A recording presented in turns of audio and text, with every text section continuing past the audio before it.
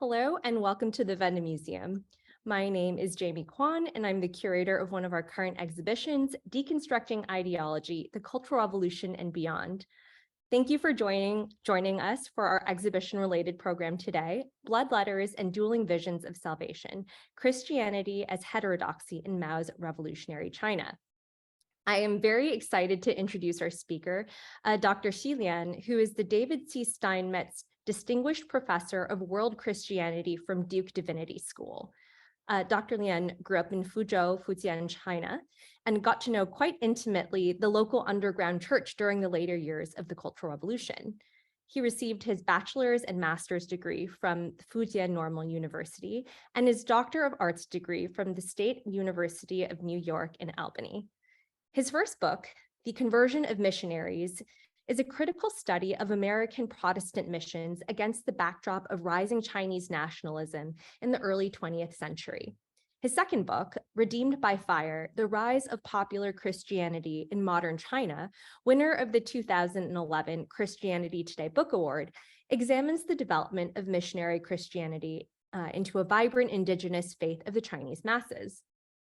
Blood Letters, The Untold Story of Lin Zhao, a Martyr in Mao's China, is his most recent book. And it is the first authoritative documented biography of the most important political dissident in Mao's China. Dr. Lian's other research projects include the flourishing of Christianity among minority peoples on the margins of the Chinese state and the emergence of Protestant elites and their prominent, if also precarious, role in the search for civil society in today's China. So thank you so much for joining us today. Thank you, Jamie. Very pleased to be here. I know there's a wonderful exhibition going on right now at the Venda Museum on the Cultural Revolution.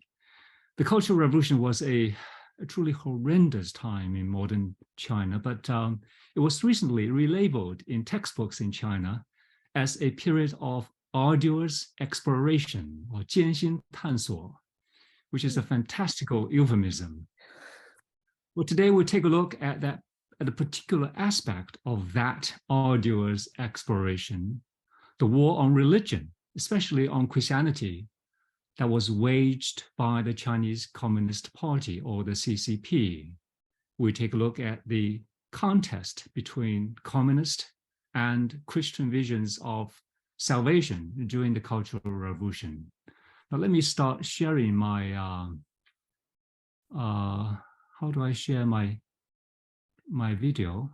I think you just go okay. to share screen at the bottom. And okay. Just before we begin, just a really quick note that we will have a Q&A at the end of the presentation. So if you have any questions, please type them into the Q&A box at the bottom of the screen. You can do that throughout the presentation, and we will hopefully get to your questions at the end of she's talk. And so please take it away. Thank you. So my talk today will be in 4 parts. First, I will talk briefly about the violence that was directed against Christianity during the Cultural Revolution. Next, I'll take a look at a broader context, this gradual build-up toward this climatic moments in the Cultural Revolution. The CCP campaigned against Christianity since the founding of the People's Republic in 1949. And third, I will be looking at the underground church in the Mao era, which defied the communist gospel. And finally, we take a look at the phenomenon of Christianity as political heterodoxy. I will introduce the story of Lin Zhao, who produced writings in her own blood to openly denounce communist rule and to make a Christian case for human freedom. As we shall see, the CCP's animosity toward Christianity and religion in general was more than atheistic opposition to religion. It was not a simple contest between atheism and religion, but an ideological war and a political campaign that was characterized by a religious zeal of its own. In proclaiming Mao as the people's great savior, 人民的大救星, the the CCP left no room for rival promises of salvation. Now, for its part, the Christian faith offered not only a vision of otherworldly salvation, but also a this-worldly moral compass that was at odds with the CCP ideology of class struggle. And in the case of the most important political dissident of the Mao era, Christian beliefs enable an open opposition to communist rule that was not seen elsewhere in Mao's China. And so first, let's take a look at the violence unleashed against Christianity during the Cultural Revolution. It was part of the war on all traditional religions. It was the Maoist religion of Chinese communism against all other beliefs with salvationist claims. And it was part of the campaign against 4 O's. I'm sure you've heard a lot about that, the old ideas, old culture, old customs, and old habits. And those acts of violence started in August 1966 throughout China, from Beijing to Lhasa, Tibet. Churches, and then in the case of Lhasa, temples, churches were closed throughout China. Scriptures were burned, sacred images were smashed, clergy was denounced, their homes searched and ransacked.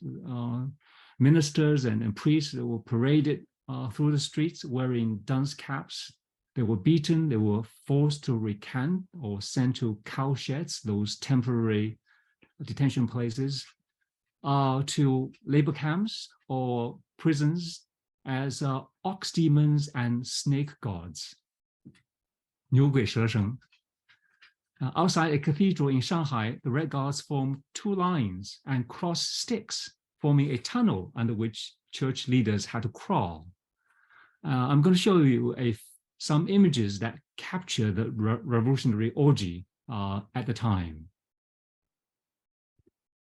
This was the St. Joseph Cathedral in Tianjin that was taken over by the Red Guards in August 1966. You see those Red Guards on the rooftop, their revolutionary flags fluttering in the wind. And at the entrance to the cathedral, you see these big character posters blasting away at this black religion, so-called black religion. And after all that was done, you see the cross already being removed from the top of the steeple. The Red Guards staged a so-called Tianjin Red Guards exhibition exposing counter-revolutionary crimes of religion. And and you see the Mao's giant portrait. There was nothing subtle about the message that was sent here. And then here in Beijing, the Red Guards held a public denunciation meeting against these foreign nuns or Franciscan missionaries of Mary before expelling them from China. So you can picture this kind of public denunciations and violence and throughout China. And here are some of the familiar images. You may have seen that in the Vanda Museum itself, some of these images of the kind of humiliation and torture directed against all kinds of class enemies. These are not clergy. These are, but you can imagine religious leaders going through similar kind of humiliation and torture, or having the half of their head shaved in the so-called yin-yang head, and or having their these dunce caps put on them. So that was the this period of revolutionary ecstasy, if you will. And next, you see a photo of Moore Memorial Church in Shanghai. In this particular case, the Red Guards came to Moore Memorial Church also in August 1966, smashed church windows, burned the cross, burned Bibles and hymn books out in the streets and smashed its Hammond electric organ from the dating back to the 1930s. The Red Guards also wrote the words "Down with God," 打倒上帝, with chalk in the back of the tunic of a pastor. And show the next slide. Here you read a quote from Zhang Chunqiao, and many of you are familiar with Zhang Chunqiao, who was a member of the Central Cultural Revolution group, the all-powerful group directing the Cultural Revolution at the time. He claimed that we destroyed all religions in Shanghai overnight and completely wiped out the last cultural bastion of imperialism in Shanghai. Now, it's important to remember that the assault on Christianity was part of a broader campaign against all religions. There was the war on Confucianism, directed, for instance, at the Confucian Temple in Qufu, war on Buddhism, on Islam and Taoism, all of them. In Tibet, of the more than 6,000 temples, Buddhist temples that were in service in 1949, fewer than 20 remained at the end of the Cultural Revolution. The most sacred temple in Tibet, the Jokan Temple, was at some point turned into a pigsty. In Xinjiang, of the some 30,000 mosques that were opened in 1949, fewer than half of them remained during the Cultural Revolution. And some of the imams were made to eat pork and to lead pigs while being paraded through the streets. And they were made to kiss pigs on the snout. In Yunnan province, the Hui Muslim minority people, they were particularly targeted. Their Quran burned, people ate pork in the mosque, and the pork bones were cast into the wells. And then there was this horrific incident known as the Shadian incident in 1975, during which some 1,600 people died. The People's Liberation Army was brought in, and they used howitzer guns to flatten entire villages and to destroy a mosque, the Shadian mosque, that dated back to the 17th century. And here are some of the pictures of what I just spoke about. The Red Guards ransacking the Confucian Temple in Qufu and tearing down this huge stele. And in the Jokan Temple, as you can see, the Mao portrait had been raised on top of the temple, which was desecrated, and the scriptures and prayer wheels burned out in the streets. And Buddhist monks made to endure this humiliation, monks in Harbin. And then this shows the destruction of mosque in Shadian. This is the you can tell that this is the mosque in combining Chinese architectural style dating back to the 17th century. It was destroyed during the PLA's attack.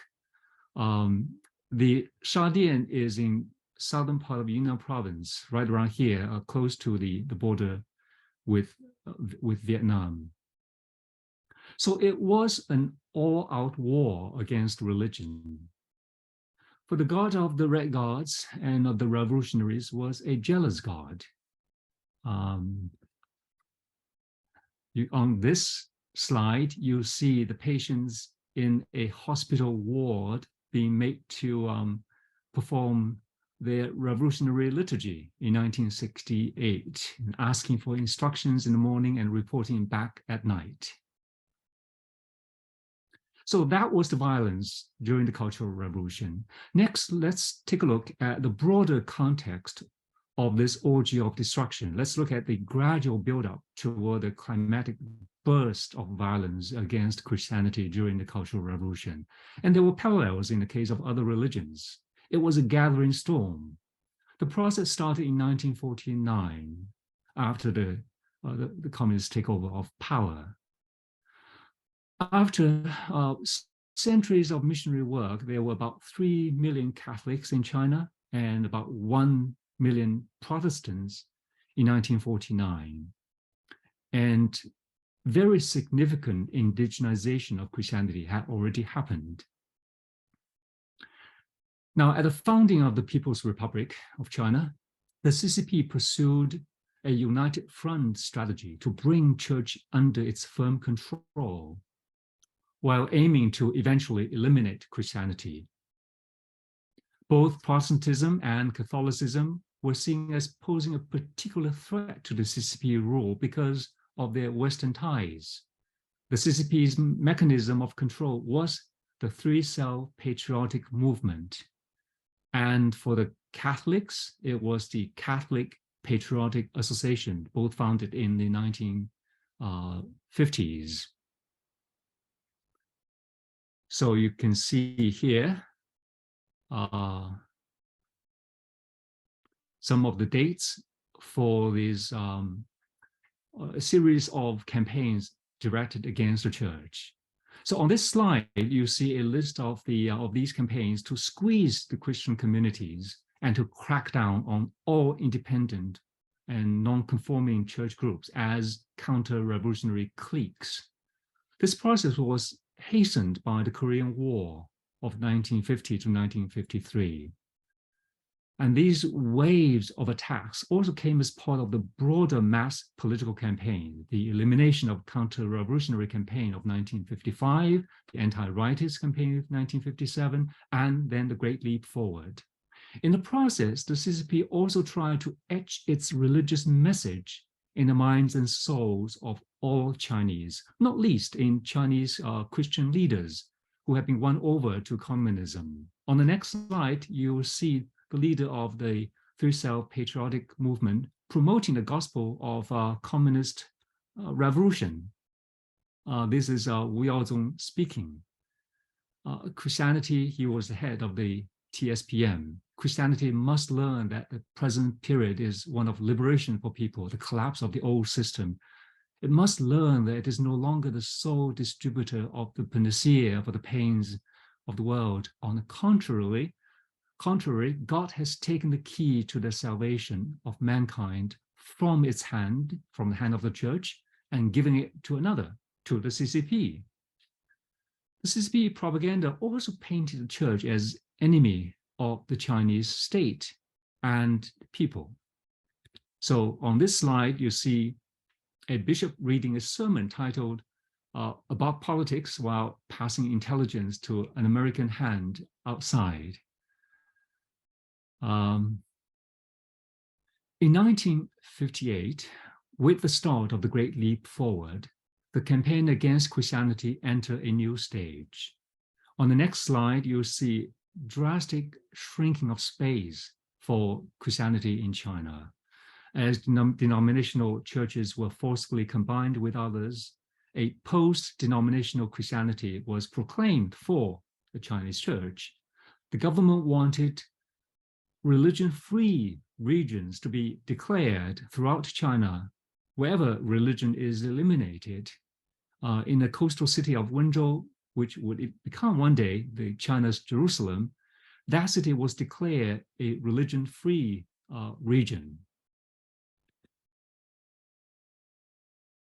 So on this slide, you see that in Beijing, only 4 out of the more than 60 churches remain during the Great Leap Forward. And in Shanghai, only 20 out of more than 200. Nationwide, some 20,000 churches became just about 100, and about 30 seminaries eventually were all combined into just one. And you can see some of the particular practices and teachings were banned along with denominationalism. So why was there such anti-religious fervor in Mao's China? Because the communist movement in China led by Mao was salvationist in nature. the CCP was driven by a religious zeal and conviction to offer salvation to a world that was wallowing in the greed and decadence and injustice and miseries of a capitalist, imperialist world. And in 1966, when Mao launched the Cultural Revolution, his political ambitions were on an Olympian scale. His followers would cultivate a cult of Mao. And you know that the Little Red Book became a sort of magical scripture, and some 2.2 billion Mao portraits were made, and 4.8 billion Mao badges were made, and 40 billion copies of Mao's works were printed, about 15 sets per person. Mao was now to be the only god in China. The CCP would aim at the conquest of soul beyond body, beyond persecution. So even in prison, prisoners will have to undergo thought reform, will have to study, will have to buy works of Chairman Mao. They sold it in prison. So that was what the Christian church was up against. So what happened to Christianity in China in the face of such an unrelenting revolution? The answer is it turned underground. So next, let's look at the independent underground church in Mao's China. Now, throughout Mao's China, throughout that era, the Christian vision of salvation was undimmed. There were independent preachers, independent churches starting in the 1950s, and independent Catholics who remained loyal to the Pope after 1957, when this Catholic Patriotic Association was formed and the government forcefully cut off relations with the Vatican. But there were those who remained loyal to the Pope. And for those Christians who were in prison or in labor camps, there was still opportunity to spread the gospel, and some did. Of course, they have to be very careful. During the Cultural Revolution, there was a revival of underground churches after the initial revolutionary paroxysms. Underground Christian communities were energized, particularly by Pentecostal practices such as faith healing and exorcism. So on this slide, you see that there were many underground church activities in various parts of China. In coastal areas, coastal provinces like Zhejiang, Fujian, and Guangdong, including my hometown, Fuzhou, and then even in the hinterland provinces of Henan and Gansu, or Inner Mongolia and Xinjiang, and there were underground Christianity. In Henan province, in some parts of Henan province, almost every production brigade actually had an underground church, and there were itinerant preachers serving, or part-time preachers serving in those churches. In Wenzhou during the early 1970s, there were about 600 house churches, and they were printing various books of the Bible and devotional materials, including streams in the desert. And these underground churches were served by part-time itinerant particularly lay preachers in both urban and rural areas. And young people made up a large percentage of this underground church movement. Now, Christianity also continued to thrive among ethnic minorities, particularly in the southwestern part of China, in Guizhou and Yunnan province. There were Miao Christians who worshipped in caves, at midnight. In 1974, there was a horrific incident in which the government dispatched militia raided a secret worship service in a cave in Weining County in Guizhou province. And they killed a Miao woman and her 2-year-old daughter with a submachine gun when the woman tried to flee. In another case, the case of Wang Zhiming, who was a Miao pastor, a Miao church leader in Wuding County, also in Yunnan province. He was denounced during the Cultural Revolution as a spy and lackey of the imperialists. He was then arrested in May 1969 for conducting secret service in a cave at midnight. And then he was executed in December of 1973. And then in 1998, he was named as one of 10 martyrs of 20th century. His statue was placed above the great west door of Westminster Abbey. In the meantime, you see on this slide the phenomenal growth of the church membership during the Cultural Revolution, a 4-time increase. By the way, the Wang Zhiming story has been captured very nicely in a wonderful book called God is Red. You might be interested in that book. So here is a slide, a photo of Wang Zhiming, who is on the far right. And here is a close-up of Wang Zhiming, the martyr. So what is clear from all this is that the CCP has not succeeded in wiping out Christianity as a rival faith. An estimated total of some 3 million or more Protestants were there in 1978, after Mao's death. And in 1981, in the early days of Deng Xiaoping's reform, Luo Zhufeng, who was the former head of the Religious Affairs Bureau of Shanghai, who eventually became an important figure, who was a deputy head of state-run China Association of Religious Studies. He said in 1981, he admitted, he said, in the past, we did many stupid things. Trying to wipe out religions was a particularly stupid thing.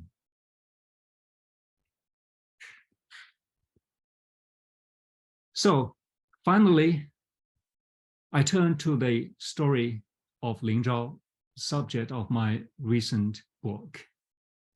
It's a story that highlights the role of Christianity as political, not just religious, political heterodoxy. We will see that Lin Zhao's Christian faith compelled her and steeled her to oppose Mao's totalitarian rule, which she called tyranny and slavery. We see that as a heterodox faith, Christianity inspired a political gospel of anti-communism and defense of human freedom during the darkest days of Mao's revolution. So who was Lin Zhao? Lin Zhao was a poet, a journalist, and the most important political dissident of the Mao era. In her adolescent years, before the communists came to power, she was educated at an American Methodist mission school in her hometown, Suzhou. In that school, she went through a double conversion. First to Christianity, she was baptized into the church, and then she was converted to communism. She was converted to this vision of a socialist society that would be free of oppression, of capitalist ills, a society in which children could live under the sun, as she put it. She became an underground party member. Then after the communist takeover, she joined the land reform movement, and she worked as an activist for the party. Here is a photo of Lin Zhao in 1951 as a member of a land reform team in the Suzhou area.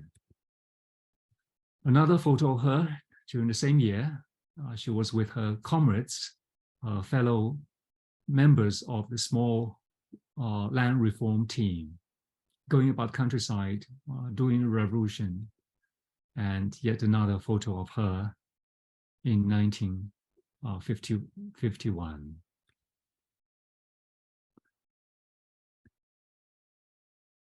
In 1954, Lin Zhao was admitted to Peking University, the most prestigious university in China. She was admitted into the journalism program. During her times at Beida, she was a member of the poetry club. She was editor of student journals. She really flourished as a young intellectual. Then came in 1957, then came the 100 Flowers campaign. As you know, Mao had invited intellectuals to criticize the party and to help it improve its work. Lin Zhao supported her fellow students and friends at Beida as they criticized the party's harsh rule. She also posted her own poem on the university's makeshift democracy wall in defense of free speech. For that, she was denounced as a rightist in 1958. Her punishment was 3 years of re-education through labor. And because of her poor health, she had TB. She was allowed to do that re-education through labor on Beida campus and later on the campus of Renmin Daxue. And that was her moment of disillusionment with communist rule. And she returned to a fervent Christian faith. Unlike other rightist intellectuals, practically all of whom had gone silent, Lin Zhao embarked on her literary descent, writing poems that rebuked the CCP tyranny and mocked Mao as a villainous Zeus trying to force Prometheus to put out the fire of freedom taken from heaven. In 1960, when she was 28, she was arrested as a counter-revolutionary for helping to launch an underground journal called A Spark of Fire, 星火, in which her poems were printed. That journal also told the truth about widespread rural starvation during Mao's Great Leap Forward, which claimed at least 36 million lives. This is Shanghai Municipal Prison, better known as Tilanqiao Prison. This is the prison where Lin Zhao eventually ended up. And this is another photo of Tilanqiao Prison that I took in 2015 through the smog, morning smog. Here, where the cursor is, this is the women's ward. That's where Lin Zhao was kept. In prison, she was first put into Shanghai, the #1 detention house. In prison, Lin Zhao was tortured while undergoing interrogation, especially at the Shanghai #1 detention house. And that torture took the form of, there was roughing up, beating, but also particularly took the form of punitive handcuffing. 2 pairs of handcuffs were put on her arms and wrists behind her back. At one point, the shackles stayed on for 6.5 months. Just imagine that. It stayed on through her menstrual periods. It stayed on even when she was writhing in pain from gastritis during hunger strike.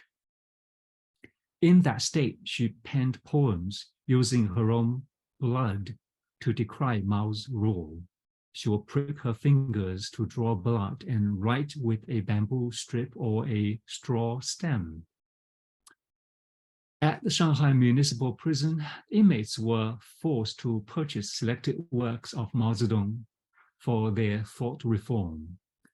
And guards would go around selling Mao's works. And when they did that, Lin Zhao said, I'm quite familiar with what she called the impudent Mao style of writing, so don't bother me. In 1965, a few months before the outbreak of the Cultural Revolution, Lin Zhao wrote a 137-page letter to People's Daily. She wrote it from her prison cell.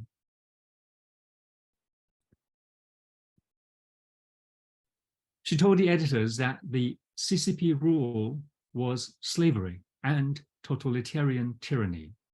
And I quote, "Nobody has the right to tell me, in order to live, you must have chains on your neck and endure the humiliation of slavery." As a Christian, Lin Zhao saw her struggle against totalitarianism as both a political and a spiritual battle.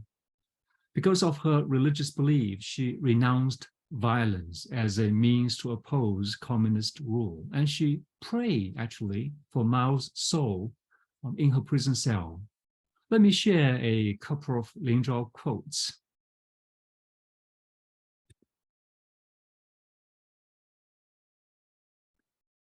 As you can see here, Lin Zhao saw her political dissent as a matter of sticking to, quote, political line of Christ, and as a Christian obligation. She said she grieved and wept for the evils of the CCP, which she called the demonic political party. But she saw occasional sparks of humanity even in the party leaders and in her tormentors in prison. And she uttered a prophetic cry: "Those who enslave others can never be free."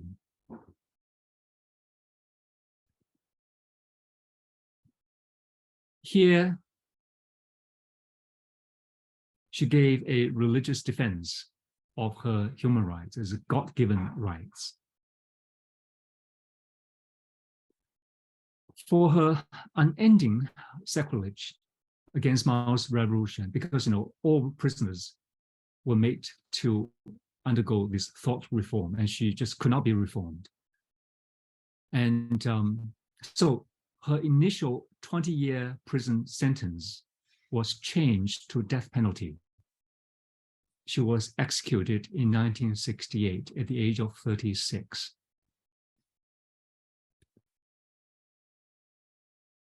Here you see an oil painting by Hu Jie. Some of you may be familiar with Hu Jie.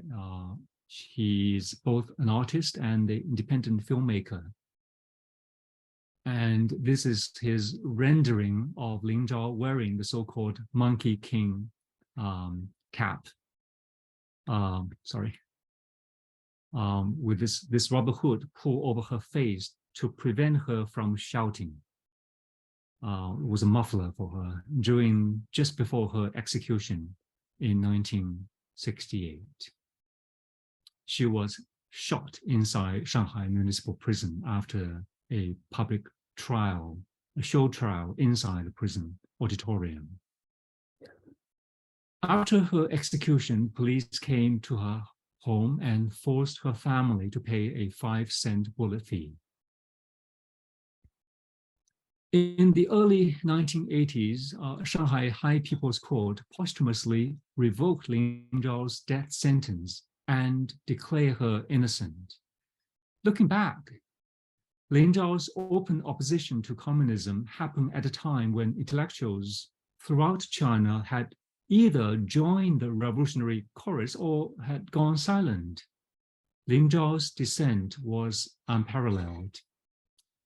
It also foreshadowed Christian-inspired search for democracy and human rights in contemporary China, as Christians have become disproportionately represented in the rights defense and democratic movements. In contemporary China, Lin Zhao's tomb in Suzhou has become a shrine to democracy activists. Each year on April 29, pilgrims would try to show up and police would come dutifully to break them up and to detain them and to disperse them, particularly since 2008 until the most recent years. I will conclude with a quote from German theologian and philosopher Ernst Troeltsch. Because of its revolutionary principle of unlimited individualism and universalism, Troch wrote, Christianity has, quote, a disintegrating effect upon every form of exclusively earthly authority. Clearly, Christianity offered a different moral compass or a polar star from what Mao's revolution did. And that is perhaps one important reason why Christianity has become a particularly dangerous heterodoxy during the Cultural Revolution and beyond, including our time. Thank you. Thank you so much for that presentation. Just the information you presented is fascinating and horrifying, just in terms of the general context of Christianity under the CCP, and more specifically on Lin Zhao. And for any audience members, if you're interested in this, I really encourage you to read Blood Letters. It is a very compelling read. But now we have time for question and answer. So if you have any questions, please feel free to type them into the Q&A section. And while we're waiting for people to type their questions, I have a question myself. Actually, I have many questions, but I will try and hold myself back. But I was wondering if you could speak more about organization and resistance within the church, especially these underground churches. And as you mentioned to me previously, you yourself became quite familiar with these at the end of the Cultural Revolution. So I was hoping you could speak more about that. Thank you, Jamie. It's an important question, and it's a great question about organization and you know, how the church could carry on. As we know, the foreign missionaries were expelled from China, almost all of them all gone by 1952. And so what remained was a Chinese church without the leadership of denominational or foreign missionaries. So how could Christianity remain organized during these horrendous years of the Cultural Revolution, and even before that, after those counter-revolutionary, those campaigns against counter-revolutionaries?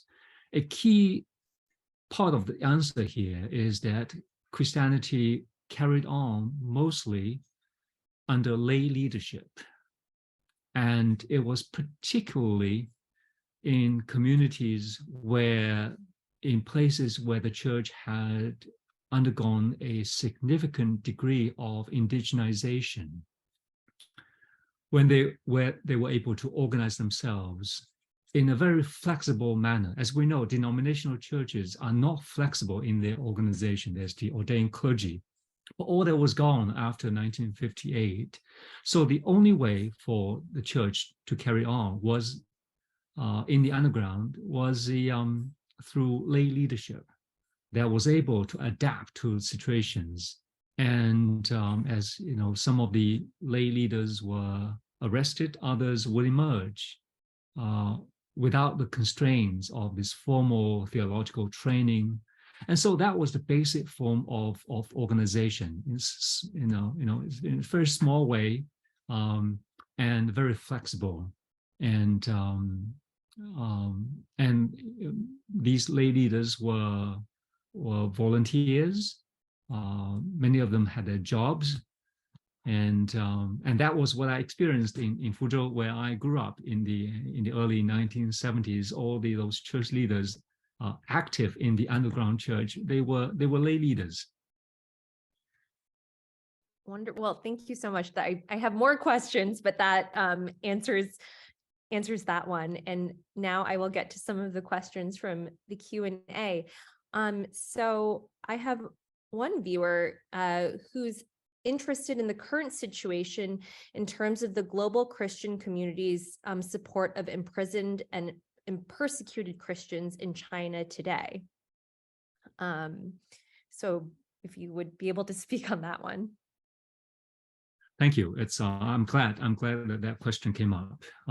As we all know, there are many Christians being persecuted and imprisoned, and some on this trumped up charges against them. One of the better known people now in prison is Pastor Wang Yi, leader of the latter reign Covenant Church in Reformed Church in Chengdu, who I believe was sentenced to, he was in prison, he was sentenced to 9 years, I think, in 2019. He's still in prison now. And there were other preachers, including one who was originally based in my area, in the Triangle area, Raleigh, who went to Yunnan province and tried to provide education for some of the minority communities, Christian communities, who live on the border between China and Myanmar. And so his mission was there doing education for minority, some of the Wa people, their children. And he was thrown into jail. He's still in prison in Kunming. And so there are many cases like that, some for political reasons. And so how can the international community, particularly the Christian community, support these people? I think the best way is to not forget them, and to make sure that these people, there's this active support. Sometimes there are campaigns, public campaigns of a petition calling on the Chinese government to release them. Another example that comes to mind is a citizen journalist called Zhang Zhan, who went to Wuhan in early 2020 to report on the real COVID situation in Wuhan, when there was this blackout of news about the real suffering, the real situation in Wuhan. Because of her reporting, and she did that, she's a Christian, and she did that as her sense of Christian duty to make truth known. She's in prison now. She's been sentenced to 4 years in prison. She's in prison right now in Shanghai. So there are people like that, and they need to be. They should not be forgotten. And any organized petition in support of these people would mean a lot, really significant kind of a moral support for these people. I mean, that's great. I mean, to keep these people in mind, and the power of media too, of international media, now that we have the internet, to be able to spread information like this.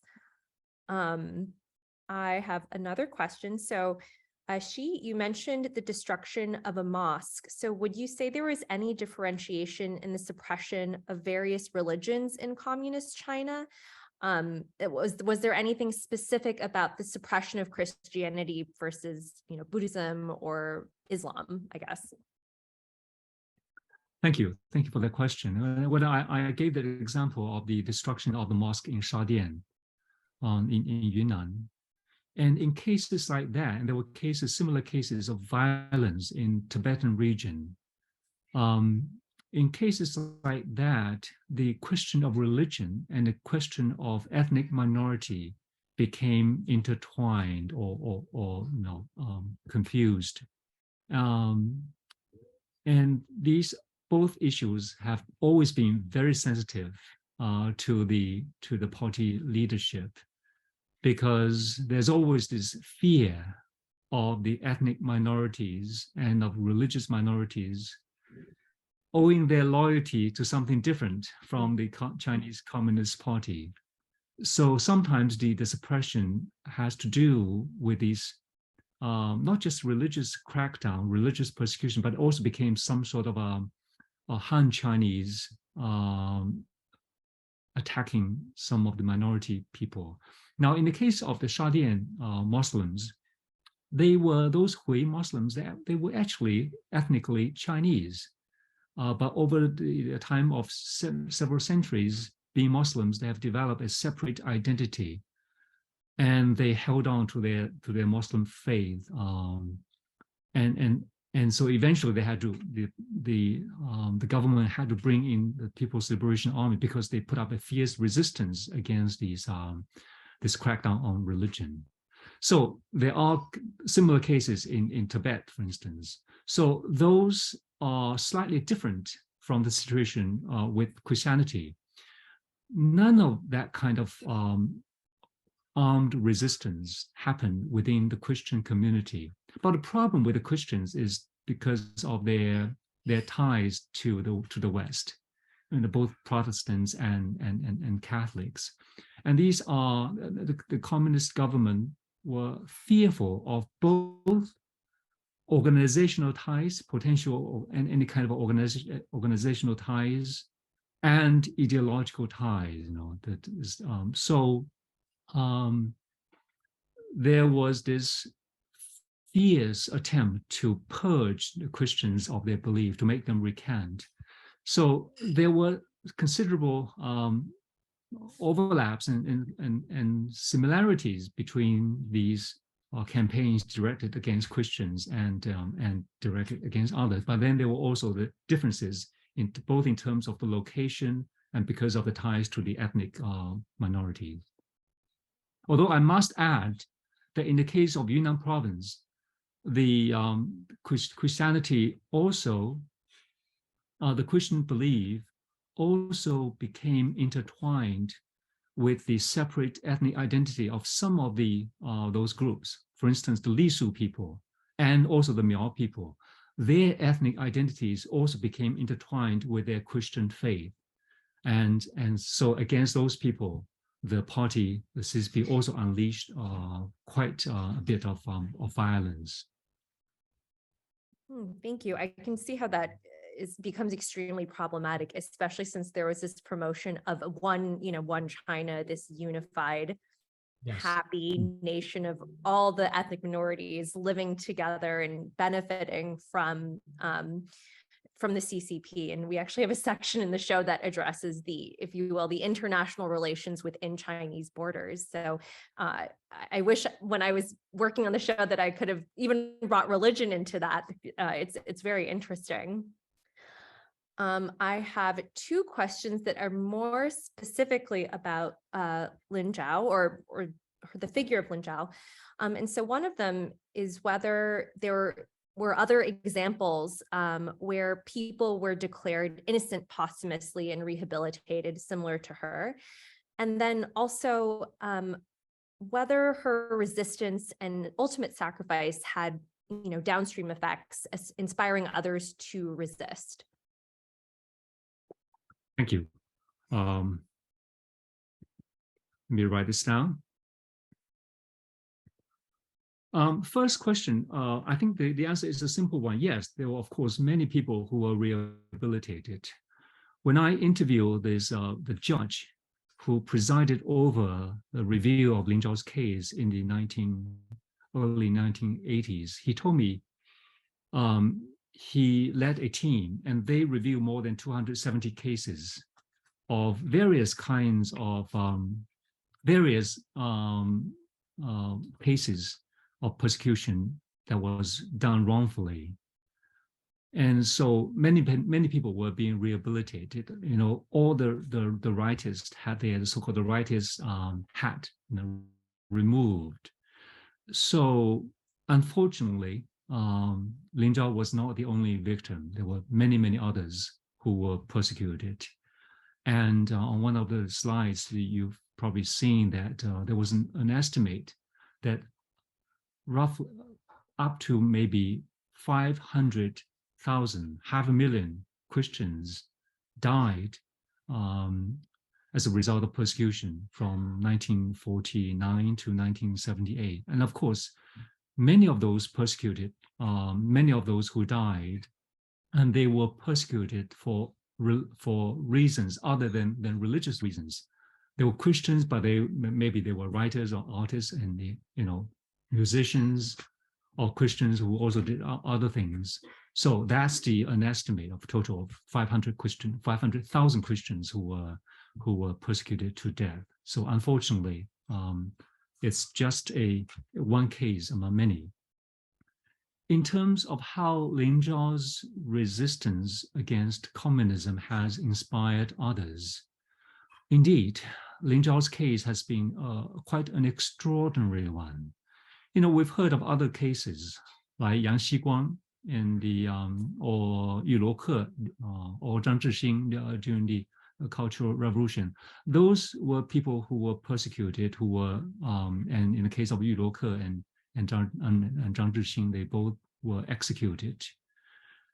But the difference is, those people, even though they oppose a particular policy or a particular person, they may oppose Mao in favor of Liu Shaoqi, none of them opposed communist system, communist rule as a whole. Lin Zhao was the only person who had this prophetic kind of resistance against communist system as a whole.